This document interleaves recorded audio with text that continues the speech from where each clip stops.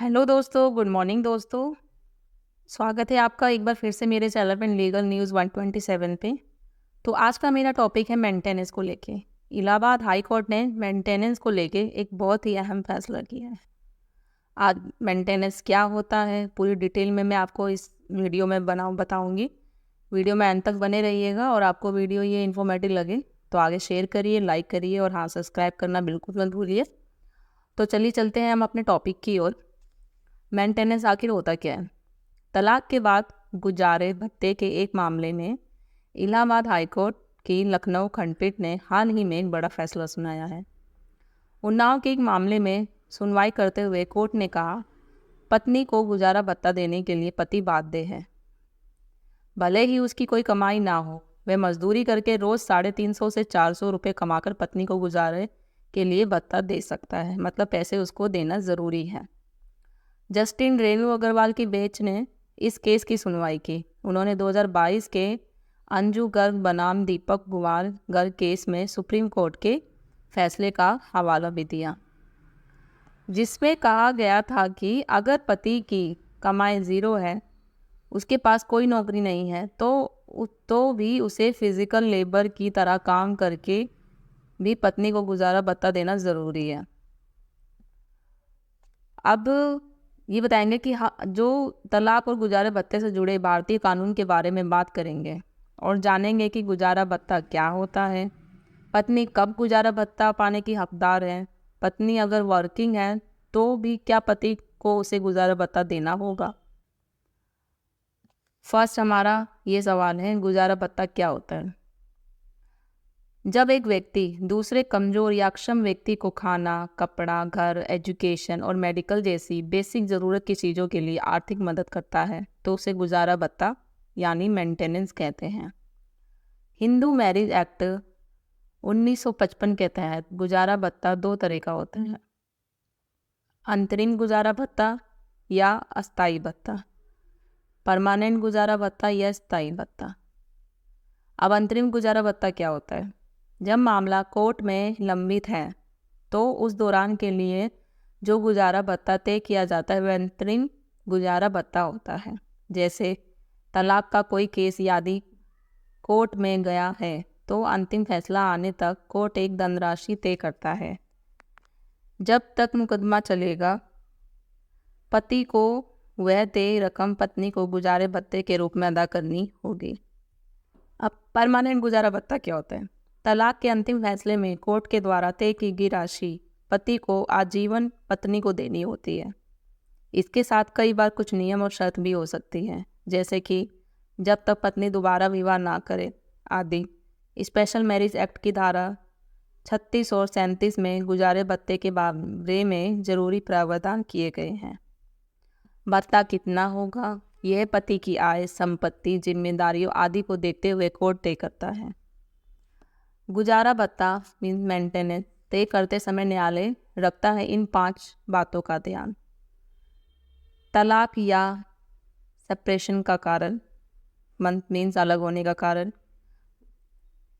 Maintenance देने और मांगने वाले दोनों पक्षों की कमाई के स्रोत क्या है, महिला की आर्थिक स्थिति, जरूरतें और जिम्मेदारियाँ, पति की आर्थिक स्थिति और जिम्मेदारियाँ जैसे कि बच्चे, माता पिता, आश्रित कोई ब्लड रिलेशन वगैरह जैसे भी हो।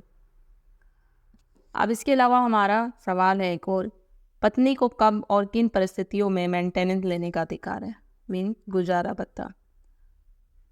अब इसमें 4 परिस्थितियां हैं जो पत्नी पति से मांग कर सकती है। अब पहला क्या है?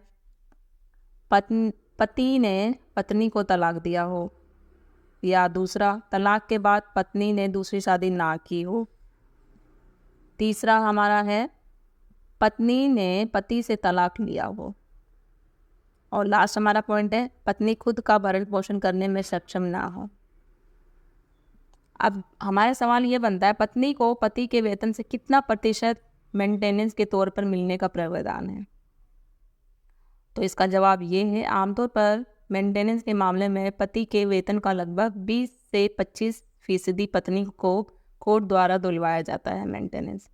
हाल ही में कोर्ट का जो फैसला आया उसके मुताबिक अगर पति बेरोजगार है तो भी अपनी पत्नी और बच्चों का गुजारा भत्ता मीन्स मेंटेनेंस देना उसका दायित्व है, उसको देना ही पड़ेगा। अब सवाल ये भी होता है कि अगर पत्नी कामकाजी है मीन्स वर्किंग है और आर्थिक रूप से आत्मनिर्भर है, सेल्फ डिपेंडेंट है, और तो भी क्या पति को उसे गुजारा भत्ता मीन्स मेंटेनेंस देना होगा? तो इसका जवाब ये है, पत्नी अगर कामकाजी है मीन्स वर्किंग है या वह शादी से पहले नौकरी करती थी, इसका मतलब कि उसकी शैक्षिक योग्यता इतनी है कि वो खुद नौकरी करके अपनी जीविका चला सकती है, इस स्थिति में महिला को मेंटेनेंस नहीं मिलता है। लेकिन अगर दंपत्ति के बच्चे हैं तो पति को पिता के तौर पर अपने बच्चों के भरण पोषण का खर्चा उठाना होगा। इसके अलावा हमारा सवाल ये भी बनता है कि इसका मतलब जो कमाऊ पत्नी है कभी भी गुजारा भत्ता मीन्स मेंटेनेंस नहीं मांग सकती। तो इसका कोई अंतिम नियम नहीं है।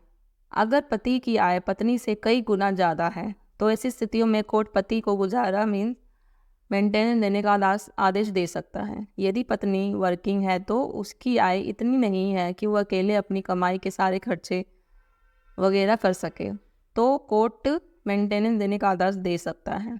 मेंटेनेंस का अंतिम फैसला कोर्ट के विवेक पर निर्भर करता है। अब हमारा और एक सवाल और बनता है कि पति की मृत्यु के बाद विधवा बहू किसके मेंटेनेंस की मांग कर सकती है, किससे मांग करेगी? अगर पति ही नहीं है तो, उसकी मृत्यु हो गई है तो इसका जवाब ये है, भरण पोषण कानून 1950 की धारा 19 के तहत विधवा बहू अपने ससुर यानी पति के पिता से मेंटेनेंस की मांग कर सकती है। फिर एक और हमारा सवाल है, पत्नी किन परिस्थितियों में मेंटेनेंस नहीं मांग सकती है?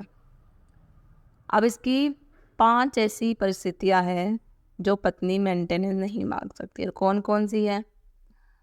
पत्नी अगर बिना किसी वाजिब कारण के पति से अलग रह गई हो, कोई कारण नहीं है और उससे अलग रह रही हो। दूसरा, पति पत्नी आपसी सहमति से अलग रह रहे हो, दोनों की अपनी सहमति से ये दोनों अलग रह रहे हो, तो फिर मेंटेनेंस की कोई मांग नहीं कर सकता। तीसरा यह है, पत्नी पढ़ी लिखी हो और कमा रही हो, वर्किंग हो तो। चौथा, पत्नी का किसी और से रिलेशन हो तो वो मेंटेनेंस की नहीं मांग कर सकती। लास्ट, पत्नी ने दूसरी शादी कर ली हो तो बिल्कुल ही पॉसिबल नहीं है कि वो मेंटेनेंस की मांग करे। ये सारे 5 है रीज़न जो पत्नी फिर अगर ये 5 है सारे रीज़न आ रहे हैं तो वो मेंटेनेंस की मांग आगे नहीं कर सकती। हमारा नेक्स्ट सवाल होता है, मेंटेनेंस के लिए कोर्ट में अर्जी कब लगा सकते हैं? तो इसका जवाब ये है, मेंटेनेंस का सवाल तभी पैदा होता है जब स्त्री और पुरुष पति पत्नी में की तरह एक छत के नीचे ना रह रहे हो और साथ मिलकर अपनी पारिवारिक जिम्मेदारियों का निर्वहन नहीं कर रहे हो। भारतीय कानून यह मानता है कि पत्नी अपनी आजीविका के लिए पति पर निर्भर है। ऐसे में पत्नी तलाक के समय कोर्ट से मेंटेनेंस, कंपेशन आदि की मांग कर सकती है। आप समझते हैं कि क्या सिर्फ पत्नी को ही पति से मेंटेनेंस लेने का अधिकार है? पति के लिए मेंटेनेंस लेने को कोई कानून नहीं, क्या नियम नहीं बनाया गया है? तो इसको लेके हमारा सवाल ये है, क्या कानून पति पे भी मेंटेनेंस का अधिकार हो सकता है? कोई ऐसा कानून बनाया गया है कि पति भी मेंटेनेंस की मांग कर सकता है? तो इसका जवाब ये है, हिंदू मैरिज एक्ट 1955 के अनुसार पति और पत्नी दोनों एक दूसरे से मेंटेनेंस की मांग कर सकते हैं, लेकिन उसकी कुछ शर्तें हैं। क्या शर्तें हैं? जैसे कि यदि पति आर्थिक रूप से आत्मनिर्भर नहीं है और पत्नी आत्मनिर्भर है। दूसरा, यदि पति दिव्यांग है या किसी भी कारण से अपनी आजीविका कमाने में सक्षम नहीं है। तीसरा, पति की मानसिक स्थिति ठीक नहीं है या वह किसी भी गंभीर बीमारी से जूझ रहा है। चौथा, लेकिन इन सभी परिस्थितियों में जब पति आर्थिक रूप से सक्षम ना हो, पत्नी पर मेंटेनेंस देने का दायित्व तभी होता है जब वह आर्थिक रूप से मजबूत हो, सक्षम हो और पैसा कमा रही हो। मतलब ये सारे रीज़न हैं, जैसे बताया मैंने, आत्मनिर्भर नहीं है, वो दिव्यांग है, जैसे विकलांग है, कोई उसको बीमारी है मानसिक रूप से, तो वो पत्नी से मेंटेनेंस की मांग कर सकता है। और वो जब भी कर सकता है जब पत्नी खुद सक्षम हो, वो कमा रही हो, वर्किंग हो, जो भी। नहीं तो फिर वो कर ही नहीं सकता, कानून खुद ही नहीं आदेश दे सकता। तो आशा करती हूँ दोस्तों आपको ये सारी चीज़ें समझ में आ गई होगी। मेंटेनेंस से रिलेटेड मैंने सारी चीज़ें विस्तार से बताई है आपको। अगर कुछ आपके सवाल होंगे तो आप मुझे कमेंट में बताइएगा, मैं डेफिनेटली आपके सवाल के जवाब देने की कोशिश करूँगी। और हाँ, अभी तक आपने अगर मेरे चैनल को सब्सक्राइब नहीं किया तो सब्सक्राइब कर दीजिए, लाइक करिए, शेयर करिए और साथ ही बेल आइकन दबा दीजिएगा ताकि आपको टाइम टाइम से मेरे वीडियो की नोटिफिकेशन भी मिलती रहे। जल्दी मिलती हूँ मैं आपको एक ऐसे ही इंटरेस्टिंग टॉपिक के साथ। तब तक के लिए थैंक